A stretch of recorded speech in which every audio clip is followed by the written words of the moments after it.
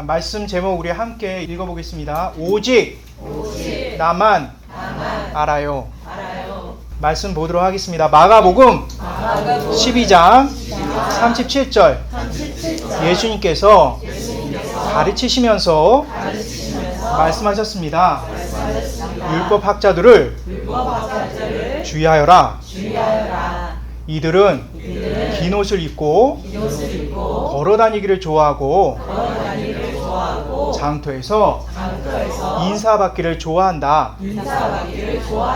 이들은 회당에서 높은 자리를 좋아하고 잔치에서도 윗자리를 좋아한다. 우리 친구들 지난주 설교 말씀 기억나죠? 예, 오늘날에도 예수님을 그냥 이런 슈퍼맨, 이런 히어로 같은 그런 모습으로 생각하는 그런 친구들이 있죠. 그렇게 알고 있는 사람들이 있어요. 그 옛날 2000년 전에도 똑같아요. 서기관이 여기 뭐라고 가리키는데, 요 뒷부분이 로마죠. 로마를 예수님이 오시면, 메시아가 오시면 이렇게 힘으로 이걸 정복할 거야, 이렇게 지금 가리키고 있습니다. 그런데 예수님은 사실 하나님이시죠. 그리고 전 우주를 다 창조하신 삼위 하나님이에요. 전 우주를 창조하신 이분이 로마 제국을 이렇게 한다는 게 무슨 의미가 있겠어요.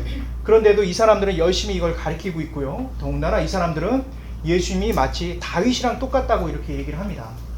그런데 이것은 사실 종교 지도자들이 좀 짜고 얘기하고 있는 거죠. 대제사장과 헤롯과 서기관들과 바리새인과 헤롯 당과 사두개인, 그리고 또 한 명이 끼죠. 예, 사탄이 같이 껴갖고 서로 약속을 합니다.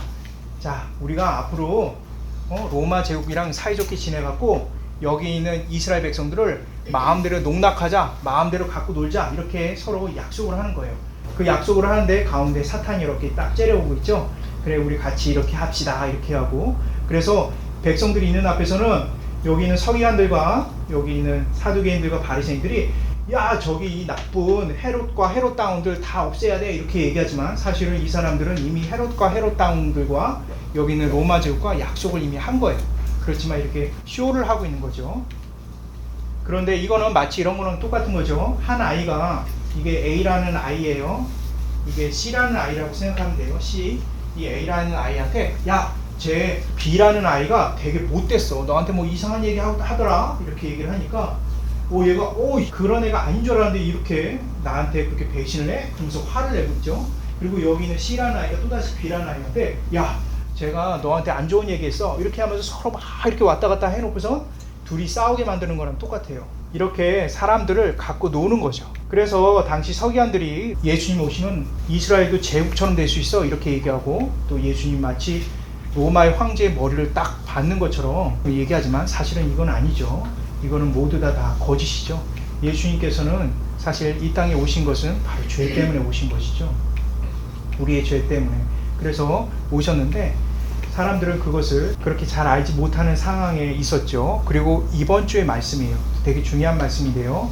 원래는 이런 복장은 바리새인들이 하는 복장이거든요. 근데 여기 보면은 서기관도 비슷한 복장의 모습을 하고 있죠. 사실 바리새인들과 서기관들은 옷을 바꿔도 입고 하면서 왔다 갔다 하는 그런 관계예요.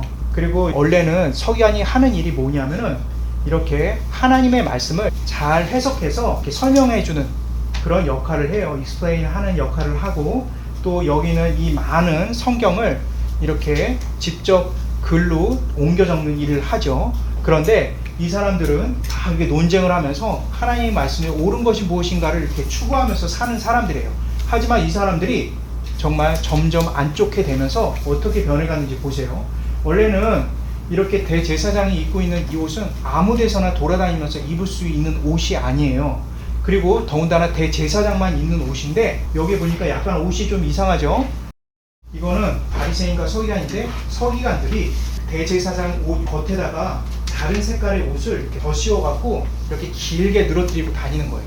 그러니까 마치 나는 원래 대제사장인데 니네들 원래 내 신분 뭔지 알아? 막 이렇게 가르쳐 주는 거죠. 그래서 긴 옷이라고 성경에 써 있거든요. 이 긴 옷을 입음으로 인해서 이 안에 있는 멋있는 옷을 이렇게 딱 숨기는 거죠. 그러면서 살짝 보여주면서 나는 이런 사람이야, 막 이렇게 자랑을 하는 거예요.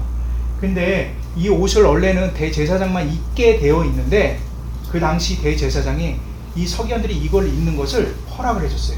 왜냐하면 서로 백성들을 이용해 먹기 위해서 그렇게 허락을 한 거죠. 또 때로는 이렇게 흰 옷을 또 이 위에다가 겉옷처럼 딱 입어갖고 이 안에 있는 옷이 다 비치도록 하는 거죠.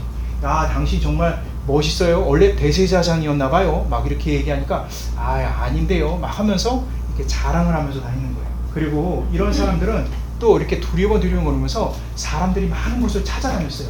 특히 이렇게 사람들이 많은 곳에 가면은 모든 사람들이 와, 서기관이다 이렇게 얘기하면 너무 기뻐갖고, 그렇습니다 여러분, 나 서기관이에요 이렇게 얘기하면 사람들이 와, 존경합니다 이 얘기를 너무나 듣고 싶어서 사람들이 있는 곳에 가서 열심히 자기의 모습을 막 이렇게 자랑을 하는 거죠. 그리고 이 사람들은 또한 어떤 사람들이냐, 회당에서 높은 자리를 앉고 싶어하는 사람들이에요. 여기 옛날 파괴된 회당인데요, 이거를 그대로 이렇게 모형을 만들어서 지은 거예요. 그림으로 그리면 이렇게 되어 있는데요, 회당에 보면은 높은 자리가 없어요. 원래는 이 뒤에 있는 사람은 어떤 거냐면 이제 말씀을 가지고 읽고 설명하기 위해서, 목사님처럼 메시지를 전하기 위해서 이렇게 서 있는 스피커가 이제 있는 거죠. 이 사람이 이제 서 있는 거고 나머지 다 그냥 동일하게 앉아 있는 거예요. 원래 이게 회당의 모습인데, 그래서 이게 그 당시에 성경이었어요. 이렇게 두루마리로 된 이런 성경인데, 이런 성경을 쭉 펴갖고 예수님도 목수였는데도 불구하고 당시 회당에서 말씀을 전할 수가 있으면 다 전할 수가 있었어요.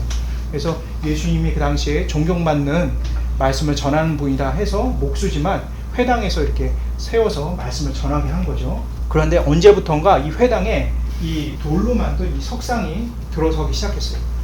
그리고 나서 가장 존경하는 사람을 모든 사람들이 동의하며 여기에 앉게 하는 그런 풍습이 생겼어요. 이 트레디션이 이게 생기고 나서 사람들이, 서기관들이 다 여기를 앉고 싶어 하는 거예요.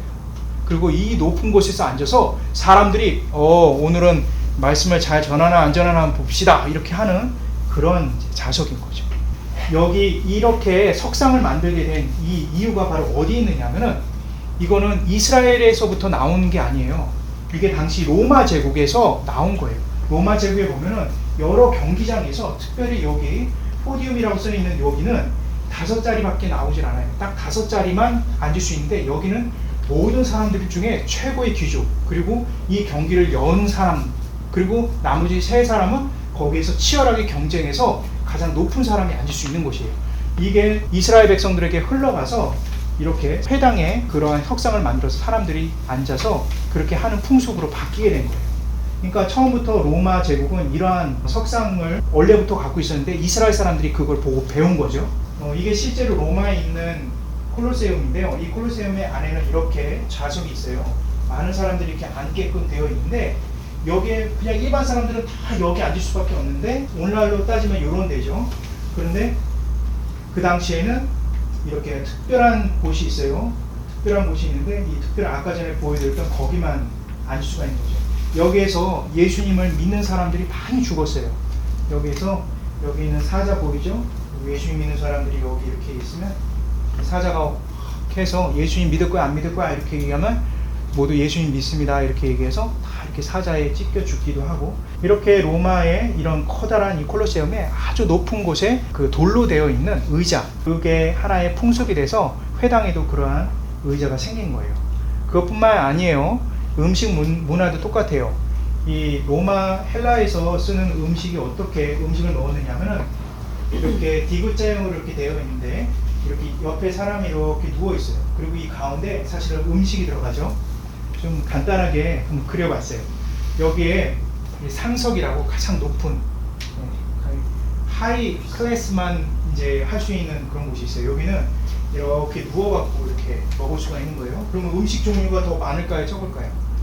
네, 더 많아지죠. 이렇게 옆으로 있는 게 굉장히 많아요. 그래서 여기는 최고에 있는 사람, 그 다음에 여기는 A 뿔, 그 다음에 A, 그 다음에 A 마이너, 여기 이렇게 먹을 수가 있는 거예요. 이게 당시 서기관이 먹고 싶은, 이게 여기에서 들어가서 먹고 싶은 그런 마음이 있는 거죠. 당시 그 다음에는 B와 C, 아까 전에 비스듬히 이렇게 하면 음식이 많아졌죠. 근데 여기서 점점 내려가면 내려갈수록 이렇게 됐어요. 그래서 나중에는 이렇게 배 깔고 이렇게 먹어야 되고, 음식 종류도 아까 전에 되게 많았는데 3개, 2개, 1개씩 이렇게 바뀌게 되죠.